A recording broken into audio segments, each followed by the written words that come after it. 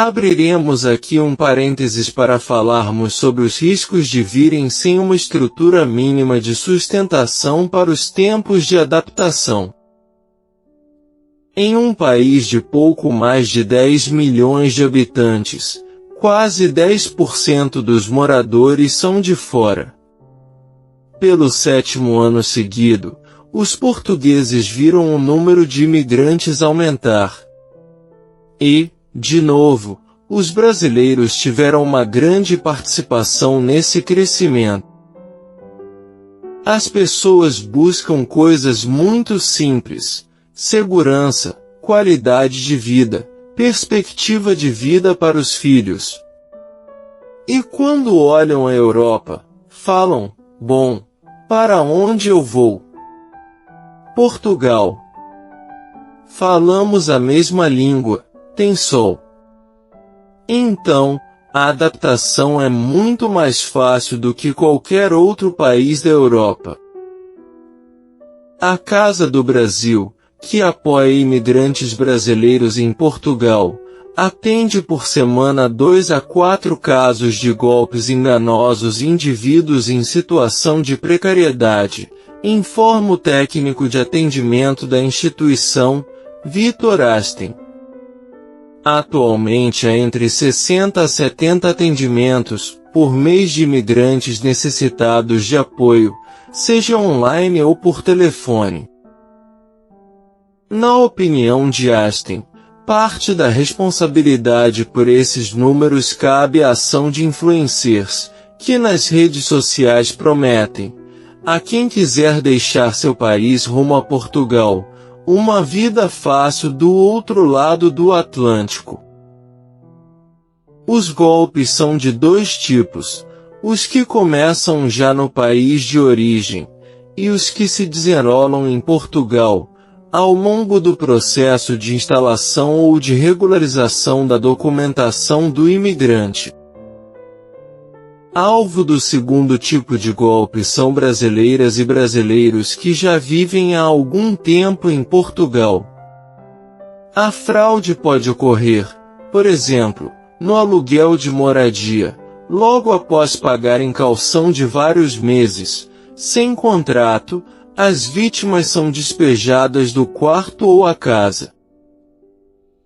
Consultas no Serviço de Estrangeiros e Fronteiras para tratar da documentação de imigração são outra oportunidade para fraudes. Aí, os imigrantes pagam 100 euros ou mais pelo suposto agendamento de uma consulta, e acaba ficando sem o dinheiro e na mesma situação anterior. Outros trapaceiros oferecem para se ocupar de todo o processo de regularização online, mediante pagamento de determinada quantia. Em vez disso, retêm as credenciais dos imigrantes e passam a chantageá-los com a ameaça de deixá-los em situação irregular perante o SEF. A atuação de youtubers e influenciadores do Instagram tem se caracterizado como um sério fator de risco, prossegue Vitor Asten. Eles vendem uma falsa ilusão sobre Portugal, com relatos da sua experiência pessoal, convencendo quem pensa em emigrar que tudo é muito fácil. Além de aconselhar os imigrantes a desembarcarem com vistos turísticos, dão até dicas de como enganar os agentes de fronteira, a fim de convencê-los que estão realmente só fazendo turismo. Sobretudo no momento em que a realidade social é cada vez mais difícil no país, com aluguéis muito altos e uma inflação não acompanhada pelos salários. Trata-se de um movimento social muito preocupante, que tem deixado os imigrantes, mesmo em vulnerabilidade quando chegam, pois só aí entendem que não é nada daquilo que lhe foi vendido, frisa o técnico. A Casa do Brasil tem procurado contrariar as falsas versões desses influencers nas redes sociais. A primeira são sessões informativas online para quem ainda está no Brasil, quer iniciar o processo de imigração e busca informações sobre vistos. Aconselha-se a chegar com um visto prévio de trabalho ou estudo, o visto da Comunidade dos Países de Língua Portuguesa, ou de trabalhador nômade digital. A segunda frente de ação são os grupos de redes sociais que divulgam informações oficiais.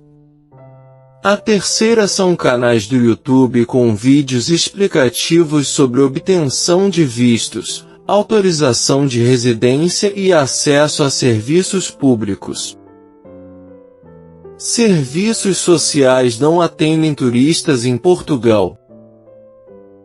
Vitor Asten recorda que os brasileiros têm isenção de visto para estadas de até 90 dias, prorrogáveis por mais 90, mas depois entram em precariedade, e os serviços sociais não atendem turistas.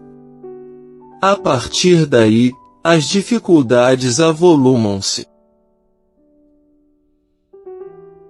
Só que o sonho de mudar de vida pode se transformar em um pesadelo.